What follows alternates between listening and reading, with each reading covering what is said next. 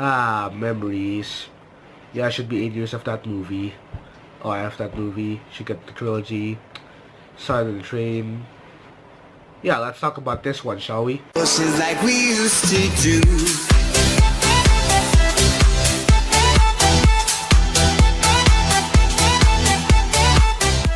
Transformers The Last Night is the 5th movie in the Transformer universe, and it is the 5th movie in the 10th year of the movie. It's been 1 decade of the Transformers from the first film and all the way to the 5th film, and this movie is still directed by Michael Bay. Now in this movie, Transformers The Last Night takes place when Optimus Prime returns to Cybertron and finds out that Cybertron is all destroyed until he met his maker, and the only thing to bring back Cybertron is to destroy Earth. Now what about the Autobots back on Earth? Now yeah, the Autobots are still hunted because of the government situation and all that, and now the Autobots must work together with Kate Yeager and a bunch of other humans, who they find out that they meet with this guy named Edmund Burton, who is this kind of old man. Yes, he's an old man, and he's this person who has a secret with the old history of Transformers, and now they must bring back the history, they must unlock the secrets, and save Earth from what was destined to arrive. Now, from the beginning of the movie, everything was all good. I appreciate the IMAX footage of the movie. It was all great, it was epic and all that.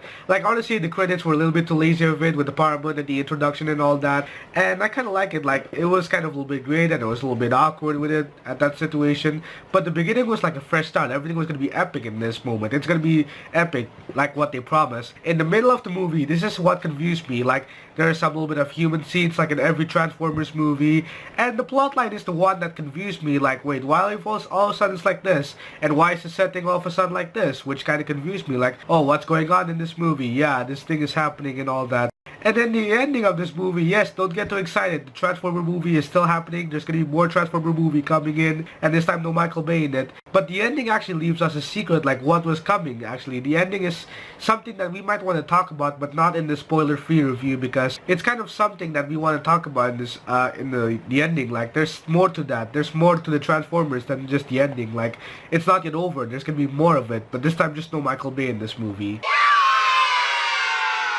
Now, yes, this movie was a little bit too awkward to me. I mean, it was too disappointing in my opinion, and I leave the theater speechless. I finally see how desperate Transformers movies are now. I finally understand how vulnerable these movies are now. So let me tell you my issues with Transformer movies. First, everything was okay. Everything's fine in this movie. Everything's just okay in my opinion. It's just the scenes in this movie. For 2 hours and 30 minutes, I've been sitting on the couch in the IMAX theater and like start thinking whether this movie could go good or not. Now, I like the IMAX footage of it. I appreciate the IMAX footage. I appreciate the aspect ratio. 98% of IMAX footage. I like that. I appreciate it. The characters are fine in this movie, especially the humans, the protagonists, and also the Autobots. The Autobots are good in this movie. The Decepticons, yeah, the Decepticons just so-so. What become a major problem in the movie is the plot of the movie and also the setting of the movie. The tone gets too brighter sometimes and then it gets too darker. And then the plot kind of misunderstands me, like what was going to happen, like from the beginning all the way to the end. Like, how is the plot line supposed to go and how is the humor working? Sometimes humor can work great in this movie. Sometimes having humor is fine in this movie. But sometimes humor can be a big problem when there's too much humor to each character, which can actually ruin the movie as well. And yeah, that's actually another reason why I would say the movie is a little bit too off the point. For me, it's just the plot line and the storyline, and that's it. Like how the storyline goes and how the setting works. Now, let's talk about the character, shall we? Kate Yeager is still the main protagonist of the movie. He's still the human protagonist of the movie, and this character here, he's very different from the first movie. There's nothing. There's no his daughter. His daughter's not there. But this time you get other characters and that. And sometimes his character is just too, I don't know, too disapproved or something, or like, oh yeah, he's too a little bit of drunk and that, and has humors. And I know, it's like Mark Wahlberg, and this character is just, okay, I know how to explain it, but he's the chosen one. That's what I can say. Lauraa Haddock plays as this Oxford professor named Vivian. Yes, Vivian, that's what I'm gonna say.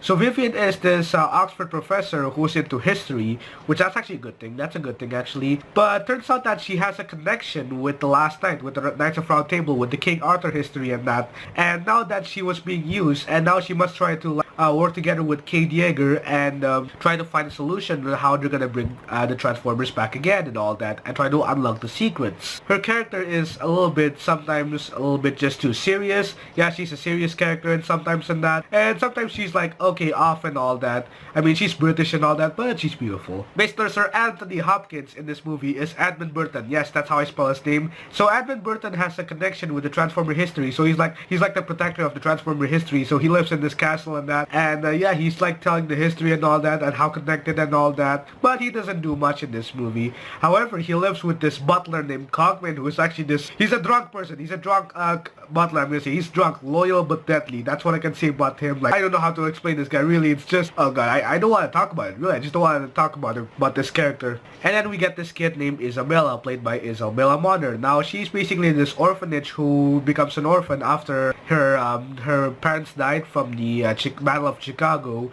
And now that she's with Kate Yeager, I don't know how to explain her, but she doesn't do much. But hey, having Isabela Moner in this movie, so that's just great. That's just okay. Now let's talk about the Autobots.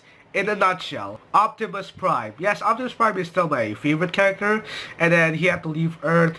I mean, he doesn't appear much until like an hour and 30 minutes of the movie, or let's say an hour and 45 minutes of the movie. I mean, he did appear some in like in the very beginning and all that, in some scenes, like, but it doesn't do much. Until then, suddenly the Battle of Cybertron shows up, and he just finally showed up.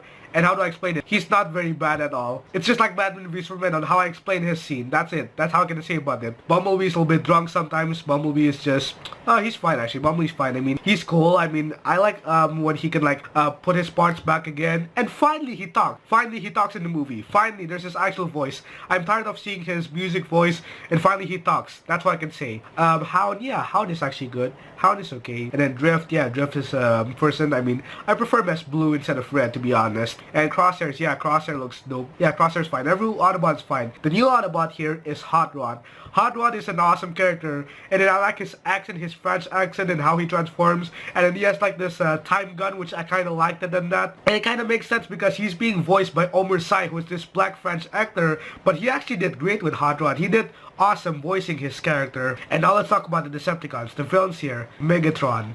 Well, Megatron appears back as Strange. Yeah, it's mysteriously he appeared back. Wow. He appeared back again to reunite with the main villain of the story, and now they're going to destroy Earth and destroy every Autobots. And what about his crew members?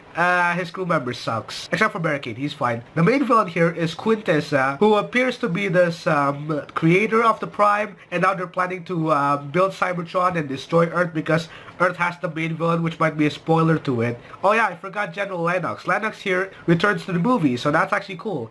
After the third Transformer movie, finally General Lennox is back, so that's actually cool. Alright, so my overall thoughts on Transformers The Last Night. What do I say? Did I really enjoy it? Well, I can say that, but Transformer The Last Night is just, same as every Transformer movie, but with a big flop. I mean, this movie could have been more better. It could have been great with this movie. It could have been more awesome in this movie. It could have been done, it could have done better with this movie, but it's just the same as every other Transformer movie. Like, oh, you get the human problems and all that and how it acts. It's just not much to it. But I saw this movie in IMAX 3D because this movie was filmed with IMAX cameras, so I appreciate that. Yeah, it's worth watching it in IMAX 3D, especially for the aspect ratio of the movie.